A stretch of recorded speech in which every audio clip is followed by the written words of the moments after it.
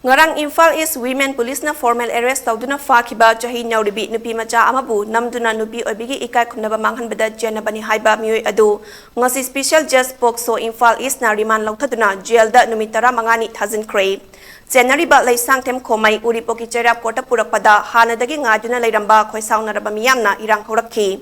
Police ki akanba Jackson Thoranga loinina Leishangthem Khomei Court puthokhi Adubu atopa accused oiba Khagembam Sanjoy Elias Pambai buna video conferencing ke khutangda court puthokhi Police ki akanba Jackson Thorang marakta numit yung bamatung pung tarani thoi makhairom tarakpa matamda Police ki bulletproof gari amad haplaga Khomei bu court complex tamna pusinkhi Maduda khoisaung naraba nupi singna court ki gate nam khaiduna court complex tamna changnaba hotnakhi Police na miyam adubu gate ki wangmada takhaikhi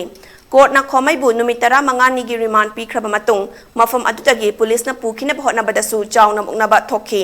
panba yabadi thodok asda CHENNABA Khomei Amadi Khagembam Sanjoy lalhobalup amagi lanmini haina hana faraba matung ngarang court puthokibani adum oinamak makhoi anigi manungda Khomei na kumja 2024 da nupi macha ama EKAI khumnaba manghankibaga amadi Sanjoy na CHAHI asigi September 13 da hairibi nupi macha adubu amuk hana EKAI khumnaba manghankibaga mari lenina porompata leiba Women Police Station na lokhatkiba pokso case ki matung inna ngarang formal arrest tawkhibani